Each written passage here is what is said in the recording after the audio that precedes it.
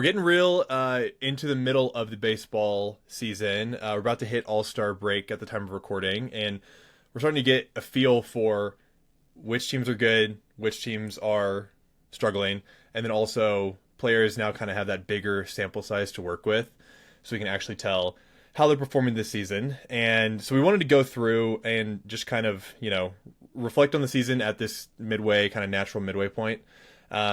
And specifically wanted to call out with, I think there's been one headline that's been dominating a lot recently, and that's Paul Skeens on the Pirates. And so the story there is really great pitcher, and he doesn't let the other team score a lot of runs, but his team doesn't score a lot of runs to give him that run support, and so he doesn't get the wins. And so he has this very impressive ERA and unimpressive win-loss record. Those have been a lot of the headlines recently, and so in that train of thought, wanted to go through and rank our picks for who are the other really good baseball players that are on bad teams. So we'll kind of go back and forth here. Before we do that, Kyle, just any thoughts? Have you been enjoying the baseball season? What's your team? How's your team doing? How are you feeling? Yeah, the MLB season at large. Right, All-Star break's coming up. I will preface, I'm not the biggest baseball fan. I mean, I'll catch a game here and there, and I think it's one of those sports that I like to go spectate in person, but maybe not like watch every night. I think just the speed of the game sometimes gets to me. But as far as like in person, I love it. So I haven't been keeping up a ton with like all of the in-depth, and also it's they play all the time. Teams play almost every single night, so it's hard to keep up and be like a real true fan. But as you know, I live in Cincinnati now, so I've gone to a couple Reds games. And so it's been fun to see them. They're sort of like a 500 team right in the middle of the pack. Mm-hmm. That's about it. I don't know. I kind of just I keep a pulse on the MLB, of course. Keep a pulse on all the games, but nothing crazy.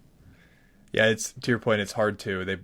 I mean, in your mind they play 162 games, but just even feeling that, like, oh, these guys play basically every single night for half the year. It's a long season, and it's a dense season, and it is hard to keep. I mean, even the best teams, if you lose like 50 games, you're one of the best teams in baseball history, which is just crazy to think about. So right, yeah, it's grueling. Absolutely, yeah. I would not want to be a pitcher, especially. I know they bake in the rest days, but still. Okay. I was thinking we'll go through. We each have three players, right? And so we'll go through. Start with our number one guy, who is getting the most, who has the toughest of it, right? He's a really solid player on a really bad team. And so we'll start with our number one. I might be the same. I mean, you mentioned him earlier. I'm definitely going with Paul Skeens. He's, like I said, I just keep a pulse on the MLB, and this is like the number one story I've been hearing is he's just been putting up insane numbers. I think this is his sophomore season. He was on the All-Star team last year. He's on All-Star team again this year. I was looking it up. He has the best ERA in the league. He's like not even like that all that close. And despite that, for his starting games, he has a 4-7 record, 4 wins, 7 losses. Even though the other team is barely scoring 2 runs, doesn't matter. I know that I do think he doesn't play all that many innings from what I was looking at. Like a lot of times they'll pull him pretty early because he's just ripping it. So I mean, just from like a health standpoint, but yeah, I was looking at that 4-7, terrible. Like you do everything right, they're scoring no runs, and yet your team can't do anything on offense. And then, so I was looking at that, I was like, wow, that's terrible. Like I wonder how some of these other pitchers are doing. And then I looked up like the next 5 best pitchers, and they had a combined record of 48-12 of the next best, the guys with the lowest ERA. So they're like crushing it. You're like, oh, I pitched great, my team won, of course. And then you look at Paul Skeens, and he's like, guys, what the heck can I do? Yeah. And especially being so young. Exactly. And that's like, especially without the DH anymore, with the DH, and the pitchers do not hit in either league now. The equation that you sign up for as a pitcher is like, if I do my job and don't let them score, my team better do their job and give me something to work with so that I can win. And it's not even about like the pure statistic of like wins and losses. It's just like, that would be so deflating to go out there and be like, I just pitched a gem, and I have to go home tonight knowing that that my team lost the ball game. Like, I know that's just part of sports, but it is especially stark when it's so like split like it is in baseball. Like you do your job, then you sit down and watch your team not do their job. That's got to feel Yep. that's And got the to other feel thing, tough. really, you know, that's unique with baseball is, you know, the pitcher specifically. You're not playing even the majority of the games. Most of the nights Mhm. you're sitting and you're hanging out, and so it's like I'm sure, dude, you got to feel for him. Like he's probably like, gosh, like I'm doing everything I can, and my team still sucks, and we're not making the playoffs. Yeah. And like, I would yeah, be I was gonna say I would be so mad, especially because the Pirates the offense is bad, but it's not like uniquely terrible. You know, I think they're probably bottom third in the MLB or something. I don't have the runs exactly in front of me. So on the nights that he's not pitching, and they go out there and they score 10 runs, and to give run support to a more middling pitcher like Mitch Keller or something, all love to Keller, but it's like that's got to be extra frustrating. Like, why couldn't you have just timed this a little bit differently, guys? right. All right. There's my number one. Who you got? Who's your guy? Yeah, I didn't want to cheat, but I think it ultimately deserves the cheat. This is your team, the Reds, and I think there's two guys that I wanted to highlight here. So that's my cheat is two guys in one spot, but one team, and that's Ellie De La Cruz, and he's probably the main one. But I wanted to also sneak in there Hunter Green, who is young pitcher, struggles with injuries, but especially the start of this season was, I mean, lights out, lights out. He was pitching. I mean, he was close to double-digit strikeouts in a lot of his games before he went down. I don't even know what he's down for. He's one of those guys that I feel like is always hurt, but the talent is there. So wanted to pull him in, but Elliot I think is a little bit the star of the show. We know what he does as a defender. He's extremely athletic. We know what he does as like a base runner. I think he had like upwards of 70 bags last season. Like he is extremely athletic, and he's only getting better at actually just hitting the baseball, which felt like he could obviously do that. But when you were comparing him to the other elite players, actually making contact like with consistency, not striking out, was definitely one of his weak points. And over this season, I mean, he has been increasing. It feels like his eye is getting better, making more contact. And so he's really getting into a pretty rare group of players. And unfortunately, he's on the Reds, and so there's a lot of situations where it's like he gets on base, gets left on base. He's stealing a base, putting himself in a position to score, getting left there. And I don't think this is as uniquely frustrating as like a Skeens with the Pirates by any means. Like the Reds are obviously they're playing 500 ball. It's not that bad. But Ellie is that good that I wanted to highlight him and also throw a mention to Hunter Green as well.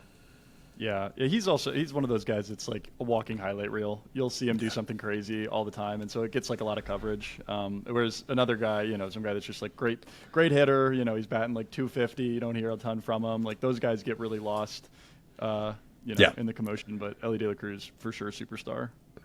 Absolutely. Alrighty, who you got? Sure. So all right, my number two guy. So this is. So before I was in Cincinnati, I grew up near Cleveland, and so I'm a Guardians fan at heart. That's sort of hometown. And so my guy Jose Ramirez. This is the one that I added late to my list.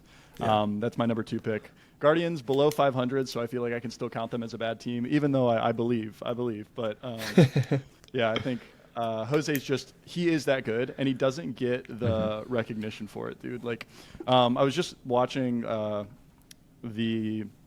I was saying that I don't watch a lot of baseball, but I did turn on one of the games against the Astros, and they were over in the Astros. They were playing out in Houston. They had an away series, which we swept them, which was crazy from what I know, because Houston apparently has been playing great baseball, and the Guardians not so much. I mean, but yeah, we won again today. But anyways, yeah, looking at that game, he had a homer in every game over there. He went crazy, and I mean he's batting 300.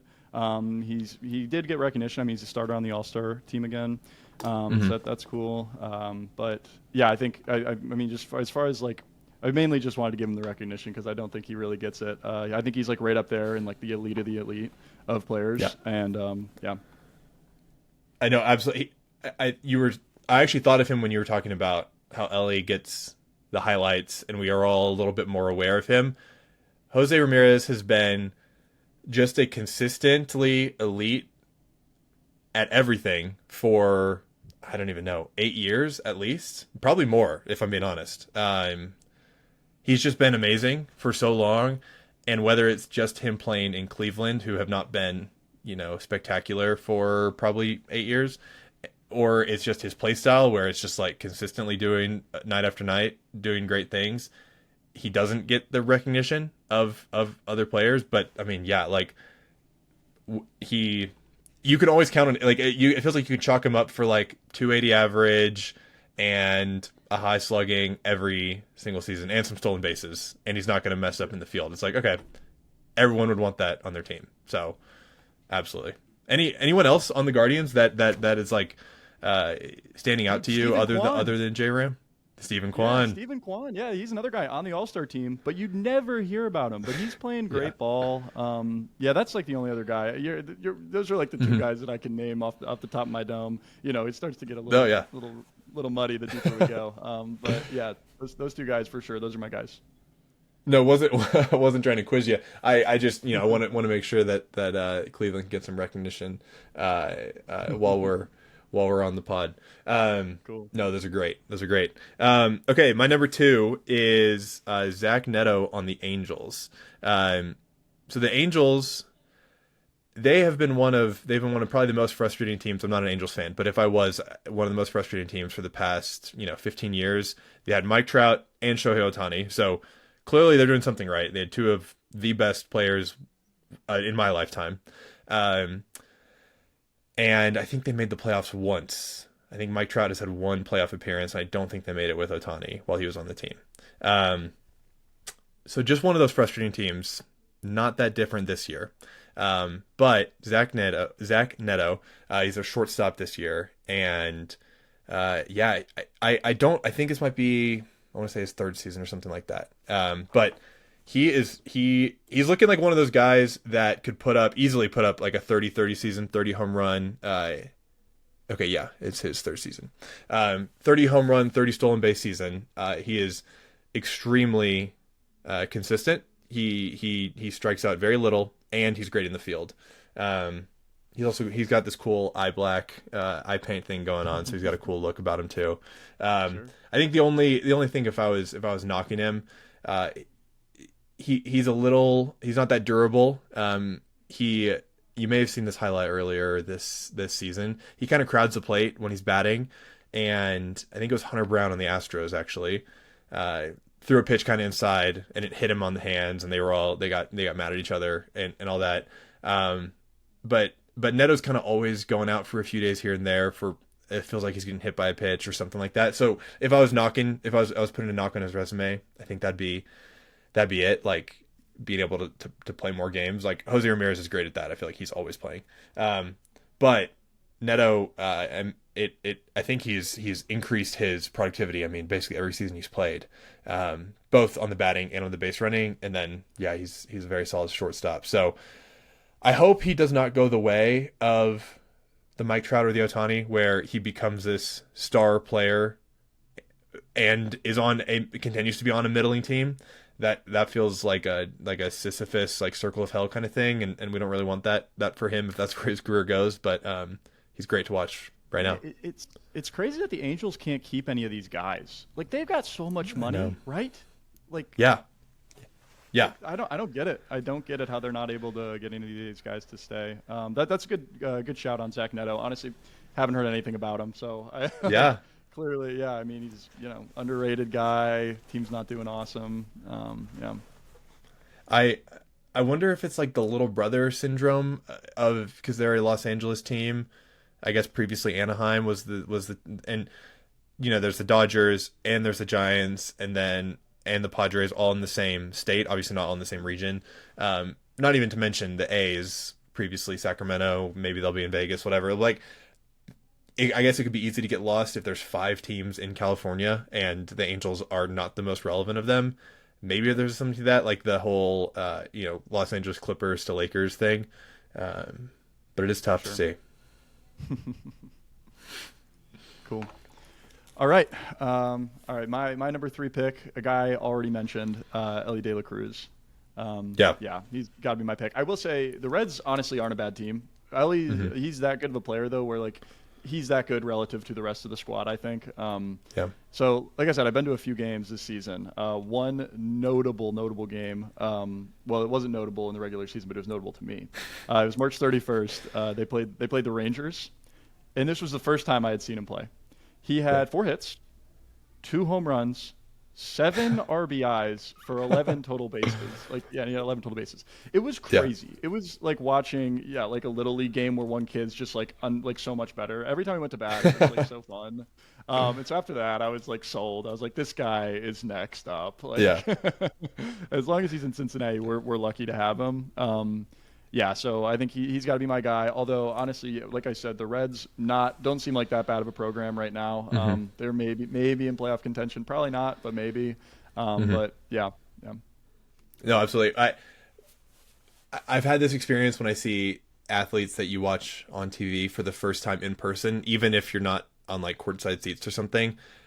I feel like Ellie is one of those guys that when you see him in person, I think he's like 6'6" and just a tall, athletic dude, and it's like baseball is full of a lot of people who maybe look normal, like you see them on the street and you wouldn't be like, that is a professional athlete right there. So when you Ramirez, see someone, no offense, Jose Ramirez, I'm sure you're listening, but like Ellie is just a huge person. I'm sure if I saw Aaron Judge on the street, I'd be terrified because that's a huge man as well. But yeah, Ellie's kind of got that quality. Alrighty, a few honorable mentions before I go to my last one. Sure. Maybe guys that aren't to the same level of some of the guys that we've been talking about, but I think are still worth a mention just because they are outperforming their team. So the Colorado Rockies, that's I think another one of the big stories this year of bad teams is the Rockies, because they're on an average to be a truly historically bad team, which is tough after literally just a year after the Chicago White Sox were a historically bad team. So the Rockies coming in and stealing some of that glory there, or in glory. But the Rockies, they're not a terrible. Not every member of their batting lineup is terrible, and so I wanted to shout out Tyler Freeman and Hunter Goodman. I think it's their 1-2 hitters, and they kind of have that classic. It feels kind of old school. You put the guy lead off who he does not hit for power. He's not swinging the bat hard. He just wants to get on base. Like, he's hitting a lot of singles, gets on base, and he's trying to like steal from there. And then Hunter Goodman is the 2 hitter, and he is doing the opposite. He is selling out completely for power.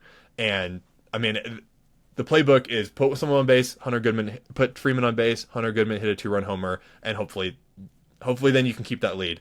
The Rockies pitching has been a little bit dire, so they have not been able to actually execute on that. But Freeman and Goodman are doing their part of the equation there. And so shouting them out there.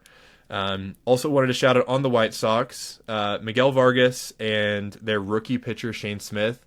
Neither of them are having like incredible seasons. The White Sox are terrible. Shane Smith is their rookie pitcher, and he's had some good starts this year against good teams. He's had a lot of blow-ups still, but it's his first season in the bigs, and it's very much like a welcome to the major leagues kind of thing. But he's had some good starts against really tough lineups, and that's hard to do your first season. And then Miguel Vargas, I think he joined the White Sox fairly recently, but he's one of those like high floor guys. He gives you a lot every night, and the White Sox can count on him. So wanted to give some shout outs there. Last, my number 3 guy, and this one feels tough because I don't want to believe that this team is bad. But we're at the All-Star break at this point, and this team has found more ways to lose than I could have ever expected. If you look at their lineup on paper, especially with the pedigree of the lineup from the past three or so years, 3 seasons prior to this, you would never call this a bad team. But if you're looking at their record at halfway through the season, you have to call it a bad team. And that is the Atlanta Braves. And I think this is one of the more disappointing teams this year. They've been riddled with injuries. Chris Sale broke a rib diving for a ball. Spencer Schwellenbach has like an elbow fracture or something. That's probably their 2 best pitchers. It's gonna be hard to compete at that point. But their hitters have just not been doing them any favors. It feels like every night I'm looking at the Braves box score, and somehow their 2 through 9 hitters all have like 3 strikeouts. It's actually crazy. And Yeah, these are guys sorry to cut you off, but the Braves were no. great. Like 2 years ago, Yes. they looked super good. I mean, they almost made the World Series, if I remember correct. Were they in the Were they in the pennant? Yeah, They were. I remember they had and they had great results. They were looking super good, and so yeah, it's got to be definitely a disappointing season for them. No, absolutely. And they still, I mean, I think the of their teams that were really killing it, I think they, don't quote me on this too heavily, but I think they only traded away Freddie Freeman, who is an incredible MVP level player, but it's not like they traded away their whole team. They still have, I think, most of the guys from those runs, and so it just is hard to see them regress. And so the guy I do want to shout out is Ronald Acuna Jr. He's torn both of his ACLs in the past few years, so spent a lot of time on the sidelines. But he's one of those, just like, when he plays, he is a notch above the rest. He's in basically the same tier as Aaron Judge and Shohei Ohtani, which is as rare form as it gets in sports. I mean, he is in the top of the top. He set out the first 2 months or so of this season, and I think in his first game back he hit a home run, and then in like the next 2 games he had also hit a home run.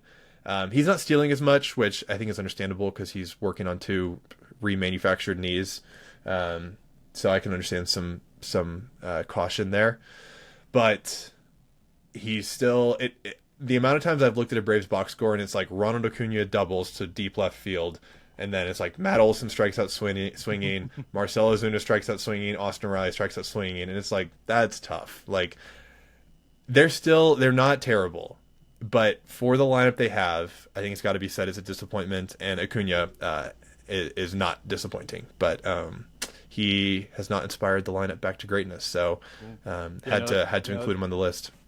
That's a great pick, and gosh, I can't imagine, like, mentally, you go through all this injury, and then you come back, and then your team's not that great. It's like, gosh, I can't imagine what that's got to be like. That's tough. That's exactly. a good pick, though. I like that.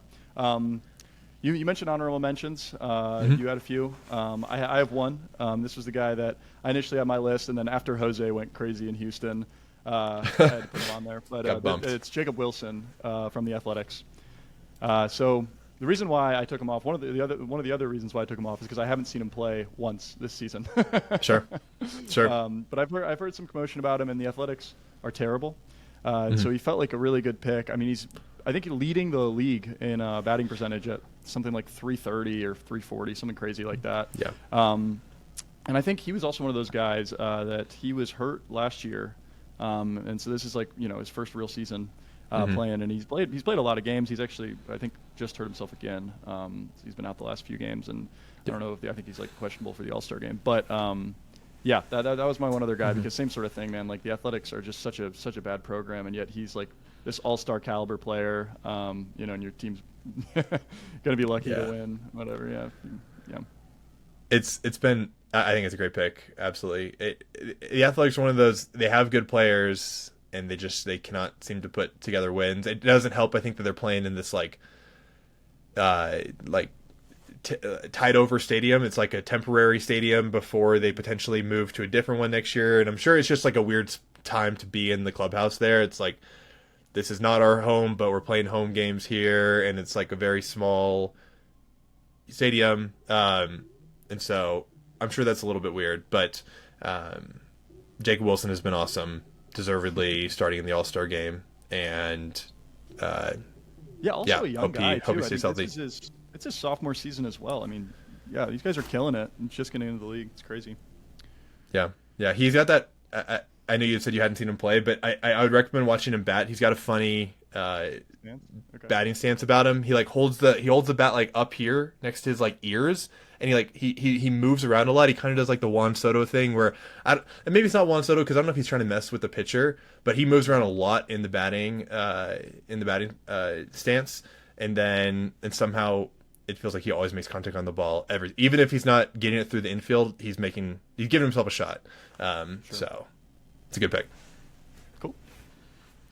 Alrighty. All-Star game should be exciting. I think the MLB does a pretty good job with their All-Star weekend. Maybe better than some of the other American sports. But it was a good time to kind of look back and see who's doing good, even if their team isn't good. So shout out to all you guys, you Warriors. Stay tough out there. Sorry about your team's not giving you much. But yeah, thanks for listening, everyone. Sweet. Cool. All right.